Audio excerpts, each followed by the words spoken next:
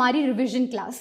यानी कि अब तक हमने जितने चैप्टर्स किए हैं हम उन्हें रिवाइज करेंगे ताकि हम अपना टेस्ट जो है वो परफेक्टली दे पाए और साथ ही साथ अपनी वर्कशीट्स को भी कंप्लीट कर पाए। तो चलिए आज की वर्कशीट स्टार्ट करते हैं with the chapter on present tense. तो प्रेजेंट टेंस डिफाइन करता है आप अभी क्या कर रहे हैं, यानी कि हम प्रेजेंट की बात करते हैं जो हम अभी कर रहे होते हैं।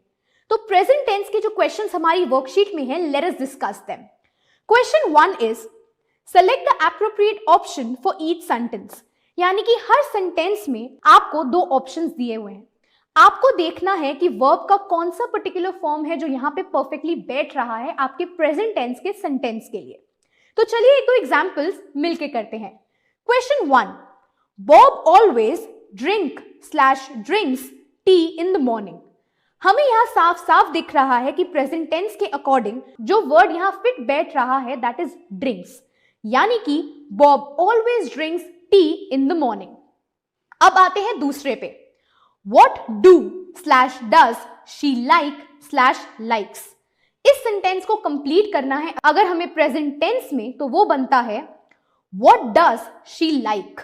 तो आप देख सकते हैं कि कैसे आपको डिसाइड करना है कि कौन से वो वर्ड्स हैं जो आपके प्रेजेंट टेंस के सेंटेंस को परफेक्ट बना रहे हैं, करेक्ट फॉर्म में बना रहे हैं। चलते हैं प्रेजेंट टेंस के दूसरे क्वेश्चन पे, जो कि है complete the sentence using the present form of verbs given in the bracket. यानी कि हर सेंटेंस के ब्रैकेट में हमें एक वर्ड दिया हुआ है, उस वर्ब का जो प्रेजेंट फॉर्म है उसमें लिखकर हमें उस सेंटेंस को कंप्लीट करना है। तो चलिए कुछ एग्जांपल्स मिलके करते हैं। शी डैश ब्रैकेट में ईट बनाना डेली। तो I can say she Yeats banana daily. तो मैंने ईट यानी कि मेरा जो वर्ब है उसको प्रेजेंट फॉर्म में लाया, that is Yeats. She Yeats banana daily. चलिए एक और एग्जाम्पल करते हैं।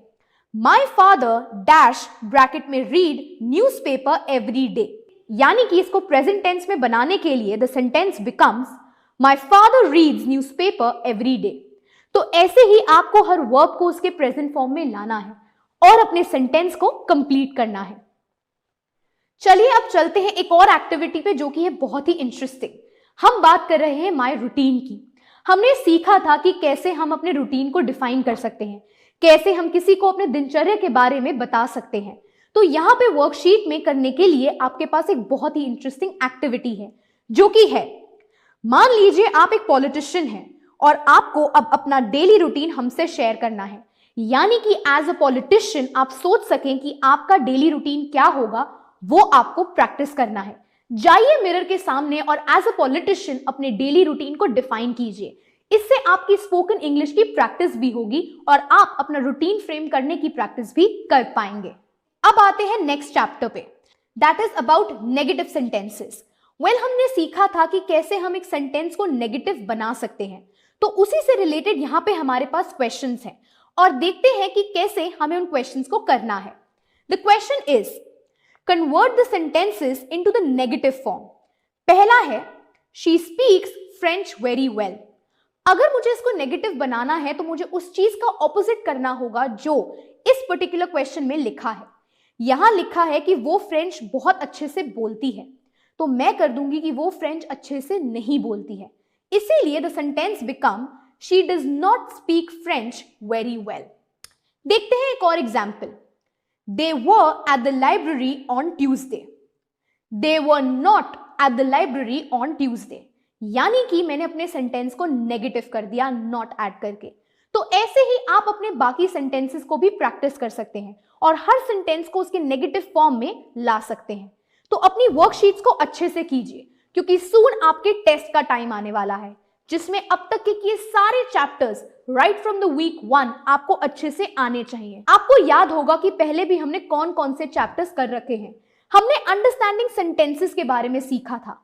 तो हमने सीखा था कि एक सेंटेंस का प्रॉपर स्ट्रक्चर क्या होता है। उसमें एक सब्जेक्ट होता है, एक वर्ब होता है, एक ऑब्जेक्ट होता है। उसी तरह से हमने सीखा था टेंसेस के बारे में कि कैसे टेंसेस के बेसिस पे हमारे सेंटेंसेस डिफाइन होते हैं कि मैं अभी क्या कर रही हूं, या मैंने क्या किया था, या फिर मैं क्या करने वाली हूं। और हम जानते हैं कि हर सेंटेंस में वर्ब्स अपना फॉर्म टेंस के अकॉर्डिंग बदलते हैं। हमने फ्यूचर टेंस के बारे में सीखा था। हमने जाना था कि एक फ्यूचर टेंस को बनाने के लिए हमें कुछ नहीं करना होता, बल्कि एक हेल्पिंग वर्ड का इस्तेमाल करना होता है, जो कि होता है विल। यानी कि एक फ्यूचर टेंस का स्ट्रक्चर बनता है subject plus will plus verb plus object. उसी तरह से हमने पास्ट टेंस के बारे में भी सीखा था, यानी कि हमें पता है कि कैसे उसमें वर्ब जो है वो अपना थर्ड फॉर्म ले लेता है और कैसे हमारा सेंटेंस स्ट्रक्चर कुछ ऐसा बनता है जो डिफाइन करता है कि वो काम जो मैंने किया था, यानी कि मैं उसे पहले कर चुकी हूं। तो आपको अपने सारे चैप्टर्स को रिवाइज रखना है, तो जाइए अपने सारे कॉन्सेप्ट्स को पक्का कर लीजिए, अपनी वर्कशीट्स को कंप्लीट कर लीजिए, ताकि आप अपने टेस्ट को बहुत अच्छे से दे पाएं और उसमें अच्छे नंबर्स स्कोर कर पाएं।